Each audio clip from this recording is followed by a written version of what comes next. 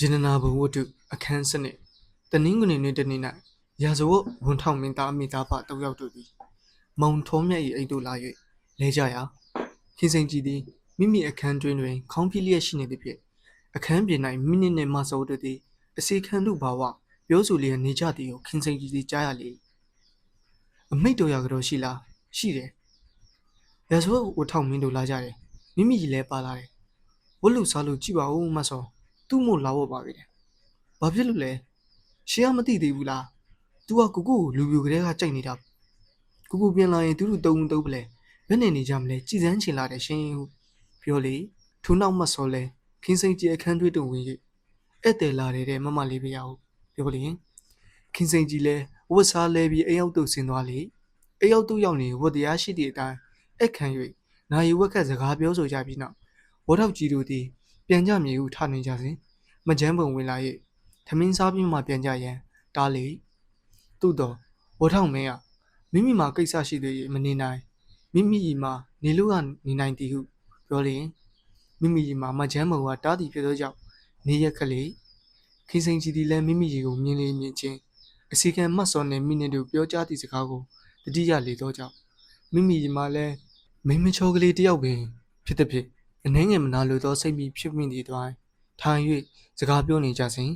ခင်စိန်ကြီးတတ်ရဝတ်ပုံစားပုံနှင့်จิตတည်ရှိသောမျက်နှာကိုဆက်၍ကြည့်လျက်စိတ်မချမ်းသာဖြစ်ရှာ၏ဝတ်ထောက်ကြီးလင်မယားပြန်သွားကြလေမိမိရည်သည်ခင်စိန်ကြီးမကြမ်းမုံတို့နှင့်ပြတင်းပေါက်အနီးတွင်ရက်လျက်စကားပြောနေကြစဉ်မုံထိုးမြတ်သည်ဝင်းပေါင်းမှဝင်လာ၍မိမ၃ယောက်ကိုမြင်လျင်ပြုံးလျက်အိမ်တွင်သို့ဝင်လာပြီးမိမိရည်တို့များအခုမှပဲလာပြီးတော့တယ်ဗျာဟုနှုတ်ဆက်လျင်မိမိရည်သည်မျက်နှာပြည့်၍သွားသည်ကိုခင်စိန်ကြီးမြင်လိုက်လေထမင်းစား၍ပြီးကြလျင်မကြမ်းမုံသည်မိမိရီကိုခေါ်၍မိမိစိုက်ထားသောမုံလာထုတ်ခင်းတို့ကိုပြပြီးလေမိမိကဘယ်နဲ့အမကြီးရောင်းမတော်နဲ့တော်တော်တဲ့ကြပါရဲ့လားခုမင်းလေမိန်းကလေးကတော့တော်သားပဲအစကတော့ငါဟိတ်ကြီးဟန်ကြီးနဲ့တော်တော်လေလိုင်းမဲ့ဟာကလေးမက်မိပြီအခုတော့ तू ကဒီလိုမဟုတ်ရှာဘူးဟဲ့သူ့လင်တော့တော်တော်ချစ်တဲ့လက္ခဏာရှိတယ်လင်ယုံပြန်ကိုမျောကြီးနေတာပဲလင်မရှိမှပြသူ့မျက်နှာမကောင်းဘူးပြောလေထိုအခါမိမိသည်မိမိနန်းလျက်ရှိသောနင်းစီပန်းကလေးကိုပွက်ချရင်းသူနေ့လေတိုင်းဘာလုပ်နေတယ်လဲဘာလုပ်လိမ့်မလဲတော့ဘာမှမလုပ်ပါဘူးတချင်းကလေးနည်းနည်းဆူရဲ့စန်ဒီယာကလေးနည်းနည်းတီးရဲ့စာကလေးလည်းခဏတစ်ဖြုတ်ဖက်ဧည့်သည်ကလေးများလာရင်လည်းအခန့်ရဲ့ဒါပဲဒီပြင်ဖြစ်သူ့လင်ယုံသွားရင်လမ်းထိလိုက်ရှာပြီးမဖက်ဖက်အောင်လုပ်ဟိုကောင်းအောင်လည်းဒါကိုသဘောကျလို့ကြည်လို့တမနဲ့ဟာတော့အေးမိုးတွေကလည်းတဲလို့လေတွေကလည်းကြလို့ဒါတော့မနေဘူးလိုက်ဖို့မရအောင်ပို့သေးရဲ့ငါကတော့မနေနိုင်လို့အဝတ်တည်ရေးစုကုန်ပါမယ်ပြောတော့ကိစ္စမရှိပါဘူးတဲ့သူ့မှာကတော့အဝတ်ပစ္စည်းပါဘာကိစ္စရှိလိမ့်မလဲခုအမိုက်ကောင်ကတော့အခုများဖြစ်အမှုတောင်တဲပြေကြီးမဆိုင်ဘူးသူ့မယားကလေးပဲဂိူးဆိုင်ပေါ်ရတော့တယ်ခုပြောရင်မိမိကြီးကဒါတော့ဟုတ်ပြီသားပဲမကြီးရဲ့ထောက်ရပြောလေထိုအခါမကျမ်းမုံကဘာဟုတ်ရမလဲညီကခုတနေ့ညနေတုန်းကလည်းဟိုဟာကြီးစီးပြီးမကျမ်းပုံမှာမော်တော်ကားကိုမခေါ်ချင်တော့ကြောက်ဟိုဟာကြီးကိုခေါ်လေးရှိလင်မယားနှစ်ယောက်လေတော်မူကြတာပေါ့လေငါဖြစ်ထမင်းစားမယ်လို့တမင်မနဲ့စောက်လိုက်ရတာလာနိုင်ကြဘူးတော်တော်နဲ့ပြန်လာပြန်တော့လေယောက်ျားလုတ်တဲ့အကောင်ကထမင်းပွဲကခေါင်းကိုက်တယ်လို့ထားသွားရင်းပဲမိမလုတ်တဲ့ဟာထမင်းပြအောင်မစားပဲလင်းနှောက်ထလိုက်သွားပါရောဒါနဲ့ငါအခန်းတကာတိုးဖွင့်ပြီးထမင်းလက်စမတက်ဘူးလားမေးမယ်လို့တော့အောင်မဲယောက်ျားကပက်လက်ကလက်ထိုင်ပေါ်မှာလဲပြီးမိမကအနာဒူးထောက်ပြီးဒီရင်မွေးရှူပါဒီဘန်းဘူးလိမ့်ပါဒီသွေးဆေးတောက်ပါနဲ့တကယ်လုံနေလိုက်ကြတာငါအမြင်ကတ်တယ်ကြာတော့တကယ်ဆိုအေးယောက်ျားပဲဒီလောက်တောင်လုံနေရလားငါနဲ့ကြီးနေတော့ကတော့ဒီအကောင်ဒီလိုဖြစ်ရင်ဝမ်းနှုတ်စင်းနဲ့စောလောက်တိုက်ပြီးစောစောအိတ်ခိုင်းလိုက်တာပဲပြီးရောခုပြောလိုက်ရင်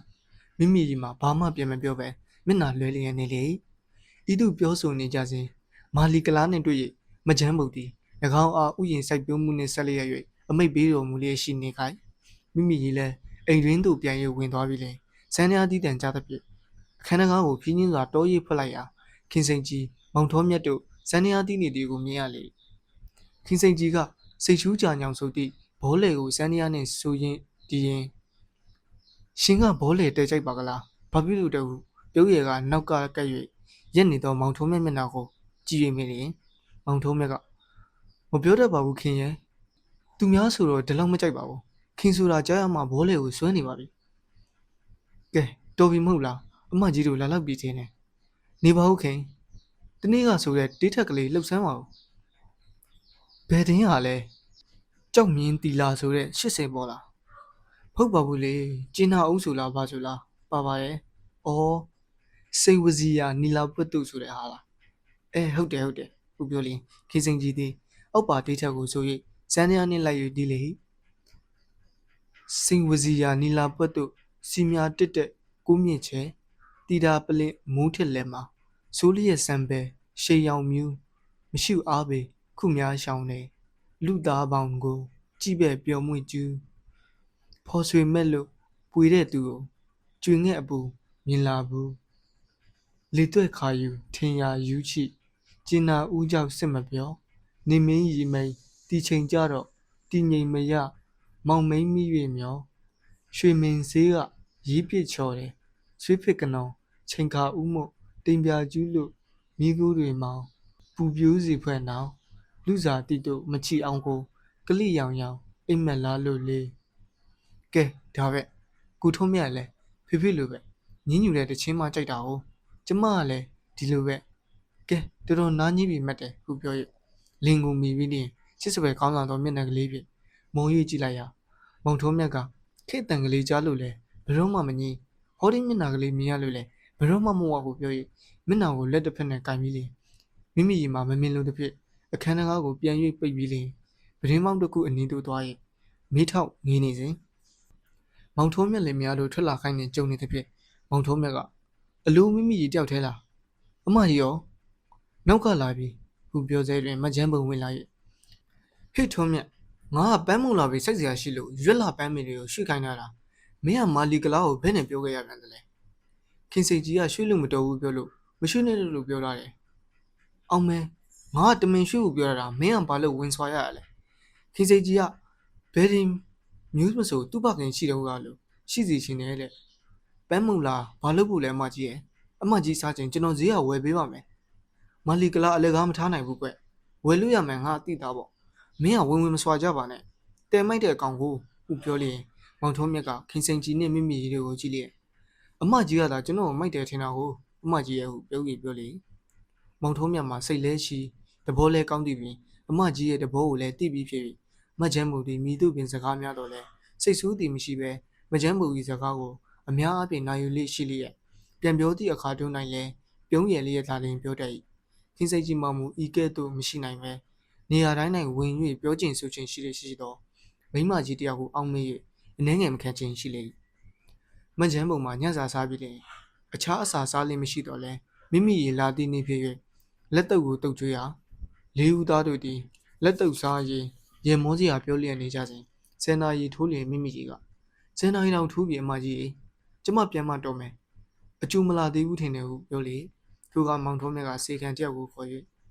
မလာသေးကြောင်းသိကြလျင်မိမိကြီးကမမေလည်းအိပ်ပျော်ပြီးဖေဖေကလည်းကျမကိုမိတ်နေပြီထင်တယ်ဟုပြောတာခင်စိန်ကြီးကဒါဖြစ်မောင်များမန်အိမ်နဲ့လိုက်ပို့စီမှထင်ပါရဲ့ဟုပြောလေသည်မောင်ထုံးမြတ်ကမှအပြူရည်ကလေးကိုအချိန်မဲ့၌ယောက်ျားစီကံနဲ့မတော်စီလို့တော့ကြောင့်မိုးလဲချုပ်လာပြီးကျုပ်ကိုယ်တိုင်လိုက်ပို့မှတော်မယ်ဟုပြော၍ဒေဝီချောင်းကိုကြိုက်လျက်ထွက်သွားကြလေဝင်းမြင့်တို့ရောက်၍အနှဲငယ်သွားမိကြတယ်သွားရမှာကတော်တော်ကလေးလန့်သေးတယ်မိမိရေခက်တက်တုပ်ကလေးသွားမှဟုပြောလျင်ပြန်ကျင်လာပြီပေါ့လေဟုမိမိရေစိတ်ထဲ၌အောက်မေ့ပြီးလျင်သူတို့ပြောမှပဲမပြောရရင်ဖြစ်ငါရင်ကျက်ပြီးတေးလိုက်မယ်ပြောလိုက်ရမှရင်နေနဲ့ချောင်းလိုက်မယ်ဟုစဉ်းစားမိမိမိကြီးမှာအထက်ကပေါ်ပြခဲ့တဲ့အတိုင်းတည်တဲ့သောအရွယ်တို့ရောက်ဒီမှဆိုင်မောင်ထိုးမြတ်ကိုလိုက်လဲအသေးစွဲအောင်ချစ်ခင်ဆုံးမဲ့နေသည်နှင့်မောင်ထိုးမြတ်သည်မိမိဟာတနည်းတော်လဲပြောနုံတနည်းတော်လဲဖွင့်နုံနဲ့ညော်လက်လျှောက်ဆိုင်လျက်နေသည်မိမိအားစား၍ပြောရမည်မှာလဲမိမသားဖြစ်၍မပြောစကောင်းတော့ကြအချစ်ကိုမျိုးသိလျက်ထားခဲ့ရမောင်ထိုးမြတ်သည်မိမိအားမိမိချစ်ခင်တကယ်သူပင်ချစ်ခင်သည်ကိုအောက်မိရှာ၏သို့သောအချိန်မကျသေးသည်ပင်မပြောဘဲနေလေလဲတနည်းနည်းကြလျင်မုတ်ချပြောရမည်ဟုစိတ်တွင်အောက်မိလျက်ရှိစဉ်တွင်မောင်ထိုးမြတ်သည်ခင်စိန်ကြီးနှင့်ရုတ်တရက်လက်ထံပြီးတဲ့တယောက်ကိုတယောက်ချစ်ခင်ကြည်နနာရှိကြကြောင်းကြားခဲ့ရမည်မကမိမိမျက်စိနဲ့ပင်မြင်ခဲ့ရပြန်သောအခါလော်ဒီယာရင်လေးလျက်အသားဆက်တောင်အောင်အနေရခက်ကတသက်ပတ်လုံးမြူတိတ်လျက်ထားခဲ့သောအချစ်တို့သည်ချုပ်တီးမရနိုင်ပဲဗန်တွင် လုံဆန်လျက်အကုန်ပြန်၍ပြောလိုက်ရမှတော်တော့မည်ဟုအောင်မေကအချစ်ကိုရှာနေလေမောင်ထောမြတ်မှာမူဤဖြစ်ကိုမသိရှာတော့ကြောင့်အရေးမကြီးသောစကားတို့သာရဲမောပြောဆိုလျက်လိုက်လေမိမိရီတို့ဒီနေ့တောင်ပြုံးပဲသွားအောင်မလားဟုမေးလေမိမိရီမှာပြန်၍မပြောနိုင်ပဲစိတ်ကိုချုပ်တီးလျက်နေရလေထိုအခါမောင်ထောမြတ်ကမေးတော်မကြောက်ဘူးလားမိမိရဲ့ဟုထပ်၍မေးပြန်ရင်မိမိသည်ဘာကိုမှမပြောပဲရှိုက်လျက်သာနေတယ်ကိုမြင်ရတော့ကအလူဘာဖြစ်တာလဲမိမိနေမကောင်းလို့လားမေး၍လက်ကိုရွေစမ်းကြည့်လေမိမိသည်လက်ကိုရုပ်ဖက်၍ဘာဖြစ်လို့လဲတဲ့ရှင်ကမြဘာဖြစ်လို့လဲမေးရသေးလားရှင်ဟုရှိုက်၍ပြောလေမောင်ထောမြတ်သည်အလိုတရားအော်၍စကားမပြောနိုင်ပဲရှိနေရမှာမိတို့နီးနဲ့မသိမိမိရဲ့ဖြစ်ကိုအနှဲငယ်ရိပ်မိ၍မချမ်းသာသောစိတ်နဲ့ရက်ပြီးဘာဖြစ်လို့လဲမိမိရဲ့မိမိစိတ်ဆိုးစရာကျုပ်ဘာများလုပ်မိလို့လဲကျမစိတ်ဆိုးရင်ရောရှင်ကဘာအရေးလုပ်စရာရှိတယ်လဲကျမခုချစ်ချင်းလဲသေးသွားရင်ရောရှင်အရေးလုပ်စရာလားကျမကရှင်နဲ့ဘာဆိုင်လို့လဲတူတူပြောပါမိမိသူများကြားသွားမှဖြစ်မိမိကိုအလွဲထင်ကြလိမ့်မယ်ဟုတ်တယ်ကျမစိတ်ညစ်ရေရောရှင်ဘာပူစရာရှိတယ်လဲစိတ်ညစ်တာများတော့မပြောနဲ့တော့ကိုထုံးမြတ်ရေကျမဖြစ်ဒီနေရာမှာသာလဲပြီးတည်လိုက်ချင်တယ်နေလဲမနေချင်ပါဘူးနေလို့လည်းအကျိုးမရှိဘူးပြောလဲမောင်ထုံးမြတ်မှာလောစာမနှလုံးမသားဖြစ်ချလေမိမိပြောတာမရိပ်မိချင်ပြုလို့လေပို့ပဲသို့တော့မိမိရဲ့ကျုပ်ကဒီလူများအထင်ရောက်စေအောင်ပြောမိဆိုမိဖူးသလားရှင်ကဘာဖြစ်လို့ကျမကိုအိမ်ကိုဒီလောက်တောင်ခဏခဏလာရတယ်လဲခုပြောရလက်ဘင်းကကျိုးကိုကင်ပြရဲ့ဒီချီကျိုးကိုဘာဖြစ်လို့ဝယ်ပေးရတယ်လဲကျမနဲ့ရှင်ကမောင်နှမမကဘာဖြစ်လို့အကျွမ်းတူဝင်နေရတယ်လဲဒီဟာတွေအလကားပေါ်လေနေပါဦးမိရဲ့အခုကမိမိကြီးကပြောတဲ့အတိုင်းမောင်နှမလူပဲအောင်မိပြီးအကျွမ်းတူဝင်နေမိပါတယ်ဒီပြင်စိတ်လည်းဘယ်တော့မှမဖြစ်ဘူးပါဟုတ်ပါတယ်ရှင်ကတော့ဒီပြင်စိတ်လည်းဘယ်တော့မှမရှိပါဘူးကျမကရှိရင်လည်းရှင်ကအရေးမလုပ်ပါဘူးသိပါပြီရှင်ကတူတူမိမိကြီးတူတူအခုဒီလိုဖြစ်ရတာကျုပ်အင်မတန်စိတ်နှလုံးမချမ်းသာဖြစ်ရပါတယ်ကျုပ်လည်းဒီအကြောင်းခုမှပဲသိရပါတယ်မိရုံကတော့အမှန်ပြောရမှာပြီမိမိကိုနမကလေးလိုသာအောက်မိခဲ့ပါတယ်မိမိထင်အောင်ထင်မှန်းဖြစ်အောင်မတော်တဆပြောမိဆိုမိလို့ရှိရင်ဒီတွေ့ပုံကြီးဝမ်းနေပါတယ်ပြောရင်မိမိဒီစိတ်တွင်ရှိသမျှကိုပြောလိုက်ရပြီဖြစ်၍အနှဲငယ်အမြင့်ပြစ်လျက်အနုရှင်သူနဲ့မတွေ့ရရင်အောင်ဘယ်နဲ့ရှိမလဲဒါတော့မပြောတတ်ဘူးမိဘလူနမလို့အောက်မိတယ်လို့ပြောပြီးဘာပြီးကောမတွေ့ရင်ဘလူဆိုတာကျုပ်ဘယ်နဲ့သိနိုင်မလဲကျမကဒါသိရရင်တော်ပါပြီရက်ထဲကတော့ကျမတို့နှစ်ယောက်ကြောင်းပြောနေကြတယ်အခုတော့ရှင်ကဒီလိုဆိုတော့ကျမကိုတနာကြတယ်ကျမဖြစ်သေးတာတေးလိုက်ချင်တာပါပဲကိုထုံးမြတ်ကြီးကျုပ်လည်းပုံကြီးဝမ်းနေပါတယ်မိရဲ့ကျုပ်တက်နိုင်တဲ့အရာများဖြစ်မိမိဒီလိုစိတ်မညစ်မခံမရစေနဲ့ဒီဟာတွေဖြောက်ပစ်လိုက်ပါဒီအကြောင်းတွေစဉ်းစားမနေပါနဲ့ဒီဟာရှိကိုမောင်နှမအရင်လိုပဲတယောက်ကိုတယောက်ချစ်ခင်ကြတာပေါ့တော်တော်ကြာတော့လဲမေးရမယ်သူလူပေါ်လာတော့မမေ့ပါနဲ့လူဆိုတာရမှာမဟုတ်ပါဘူးခုပြောင်းလာ၍စကားဆောက်ကိုတတ်မိရင်မိမိရည်သည်မောင်ထုံးမြတ်၏မျက်နှာကိုကြည့်လျက်မပြောပါနဲ့ကိုထုံးမြတ်ရဲ့ကျမဒီလိုသဘောမဟုတ်ပါဘူးနော်ပြော၍နောက်တဲ့စကားမပြောကြပဲရှောက်လာကြရမိမိရည်သည်မိမိပြောမိသမျှကိုပြန်၍စဉ်းစားမိသည်ဖြင့်အလော်ရှိပွဲကောင်းမှတကားကိုအောင်မိပြီးဝမ်းနဲ့ချစ်ဖြစ်ရင်ဝင်ပေါက်တို့ရောက်ရင်ကျမဘက်နဲ့ဟာတွေများရှောက်ပြီးပြောမိပါလိမ့်မယ်ရှင်ကျမပြောတာတွေဂီးမဆိုင်ပါနဲ့မိပြလိုက်ပါနော်ကျုပ်ကပြခုတောင်တတိမရဘူးကဲသွားပြီတော့နော်တော်တော်လေးပြောလိုက်ပါမူးချုပ်လူမဝင်သေးဘူးလို့ဟုတ်ကဲ့ရှင်သွားပြီဦးတော့မောင်ထုံးမြတ်သည်အိတ်တုပြန်လန်းတွင်မိမိရဲ့အကြောင်းကိုစဉ်းစားလျက်လာရာစိတ်နှလုံးမသာမရာရှိရ၏ဟဲတူတော်ကြာတော့ငါပြောတဲ့အတိုင်းသူကြိုက်တာတယောက်ပေါ်လာပြန်တော့ငါ့ကိုမိမှာပါပဲတက်လုံးလင်းမယူဘူးလေဘာလေးဆိုတာတွေအလကားသူတို့ပြောစီမှုပြောတာပါစသဖြင့်စဉ်းစားလာရာကိုထုံးမြတ်ဟုဝင်ပေါက်မှခေါ်လိုက်လေအလိုခင်လားဟုတ်တယ်ရှင်သွားတာကြာလို့ကျမလိုက်ကြည့်မလို့ဘောထောက်ကြီးတို့နဲ့ရှင်အင်မတန်ကျွမ်းသလားကျွမ်းဆိုအမျိုးပဲမိမိကြီးကလေးကတဲလာရင်တော့မလောက်ဘူးလားဟိုမေးရမောင်ထုံးမြတ်လဲရခင်အဖြစ်ကိုတတိယ၍ရဲလေလာတယ်မထင်ဘူးလားလာတယ်ဘာဖြစ်တယ်လဲခင်လာရင်လာလဲလာဒီလောက်လဲအကျွမ်းဝင်နေကြတာမကြိုက်ခဲ့ဘူးလားဘာဖြစ်လို့ကြိုက်ရမှာတော့မောင်ကြိုက်တာကဟောဒီမှာအခန်းစနစ်ပြီးပါပြီ